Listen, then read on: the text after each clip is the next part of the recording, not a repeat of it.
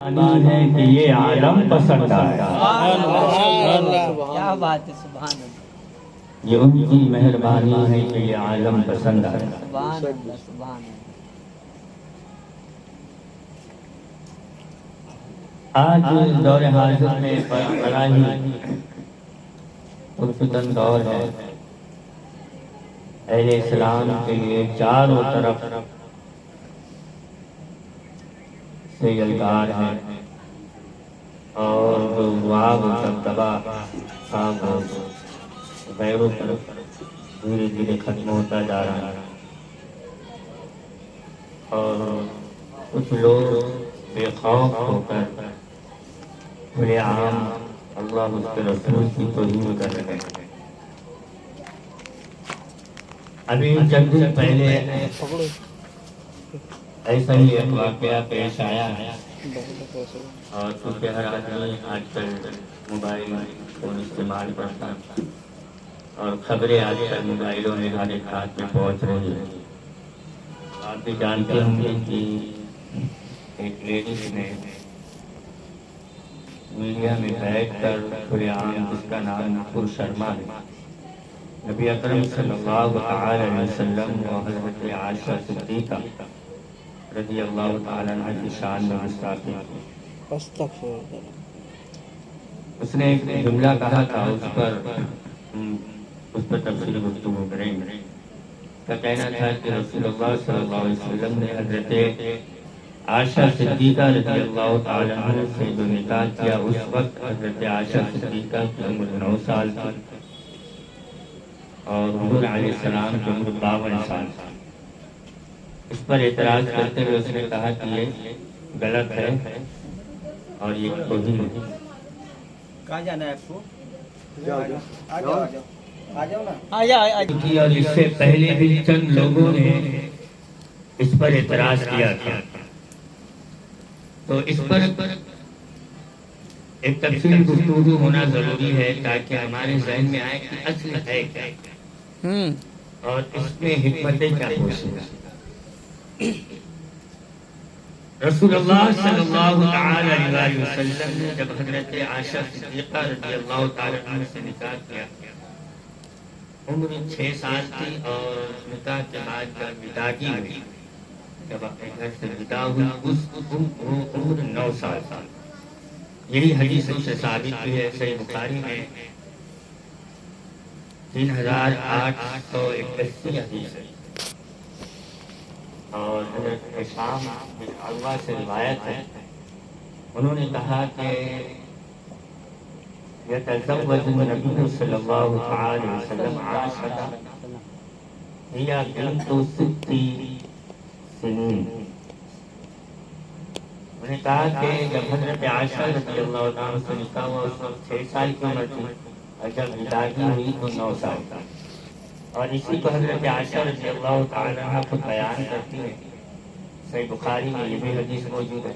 انہوں نے کہا کہ جب میرا نکاح ہوا تو 6 سال کی، پھر ہم مدینہ گئے، اور مدینے میں ہجرت کر کے جب مدینہ پہنچے اور وہاں پہ بنی حجام کے یہاں رہنے لگے، پھر اس کے بعد 3 سال کا عرصہ گزرا، یعنی 9 سال کی عمر ہوئی۔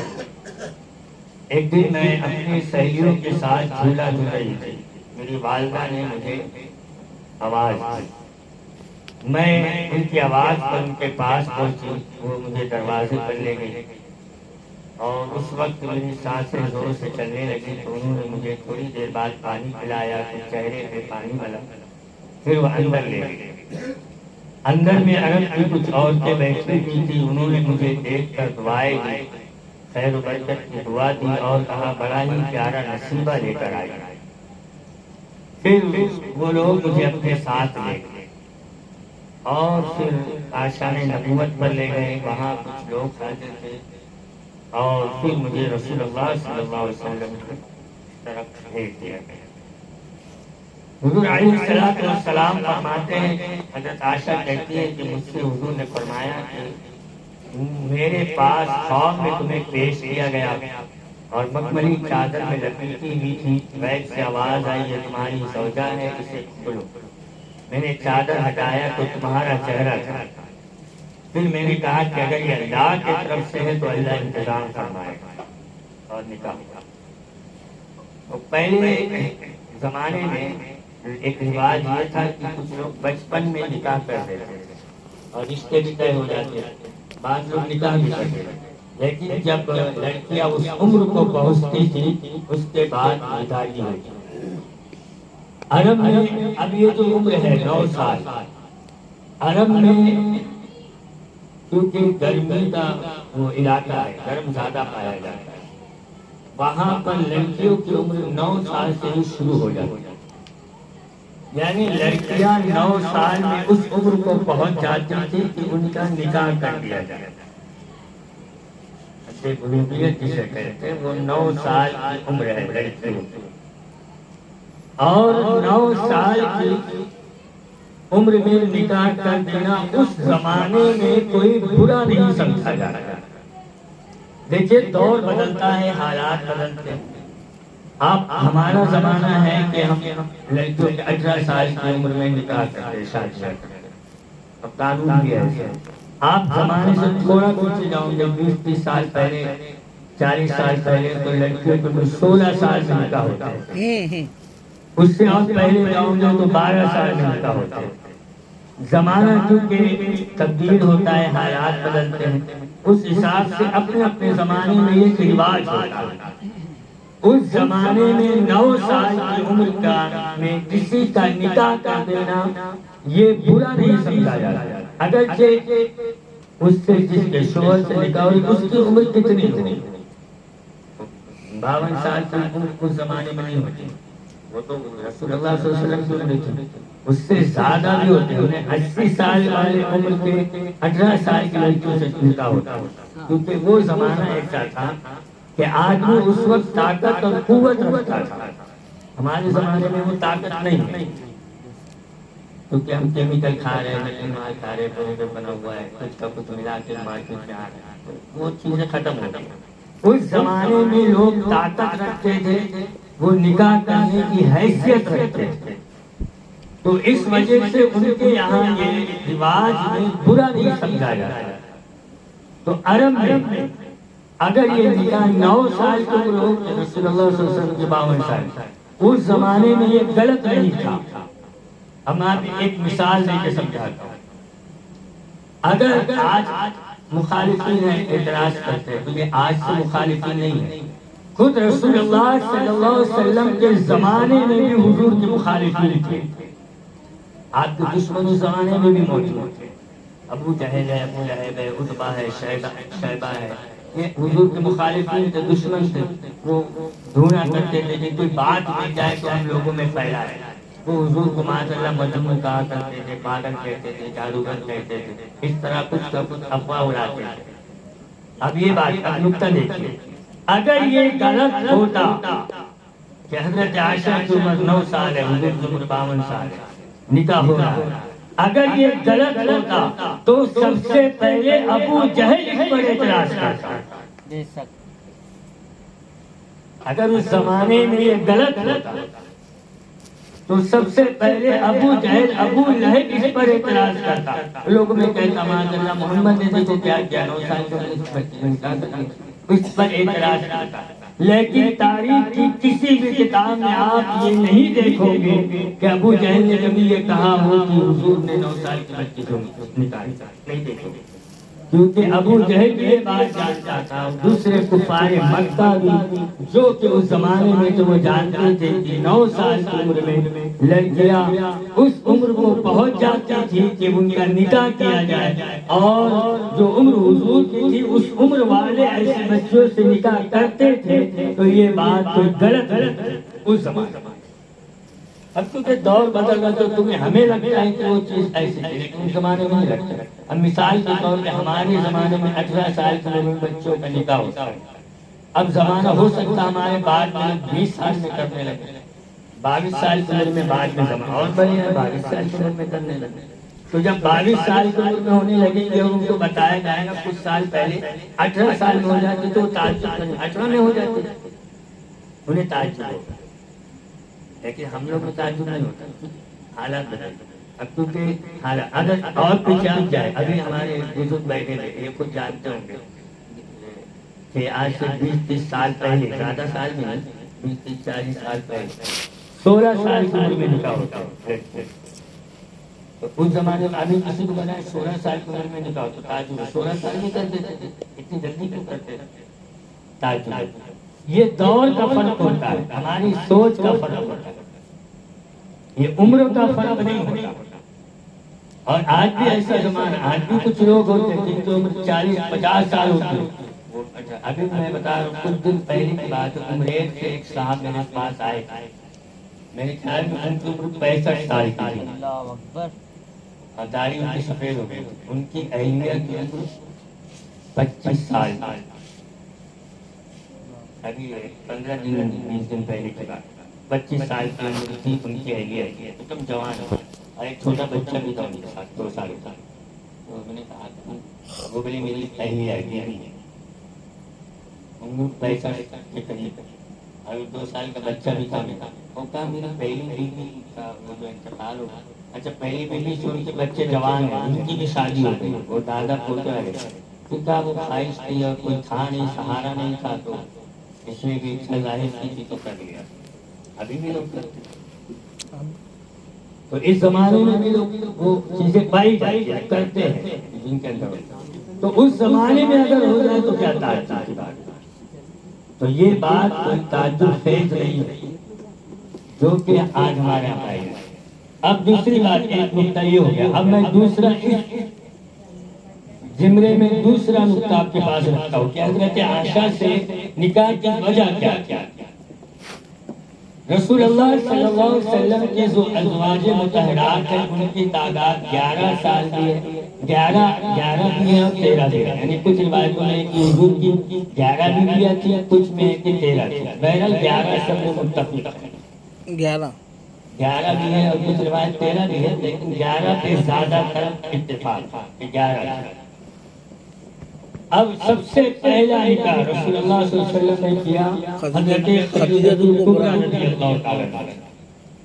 اس وقت حضور کی عمر 25 سال اور حضرت خدیجہ کبریٰ کی عمر 40 سال. اور یہ بیوہ تھی. ان سے پہلے حضرت خدیجہ کبریٰ کے 3 شوہروں کا انتقال ہو گیا. حضور سے جو نکاح کیا چوتھے اس زمانے میں ہوتا چوتھے. پہلا نکاح بیوہ سے کیا. اس کے بعد میں آپ جو لسٹ پوری دیکھو گے 11 بیویوں کے نام، اس میں 6 بیویاں حضور کی بیوہ تھیں. وہ حضرت سودا ہے، حضرت حفصہ ہے، حضرت ام کلثوم، حضرت ام سلمہ ہے، حضرت ام حبیبہ ہے. یہ تمام جو حضور کے ازواج ہیں یہ جو ہے بیوہ. ان میں 3 مطلقہ ہے یعنی طلاق شدہ تھی، ان سے حضور نے نکاح کیا. اور دو حضور کی جو ازواج تھی وہ باندیا تھی، انہیں آزاد کیا تھا. پھر حضور نے ان سے نکاح کیا. کنواری صرف حضرت عائشہ صدیقہ تھی. اس کے علاوہ 11 حضور کے ازواج مطہرات میں کوئی کنواری نہیں تھی. حضرت عائشہ صدیقہ کیا کوئی کنواری نہیں.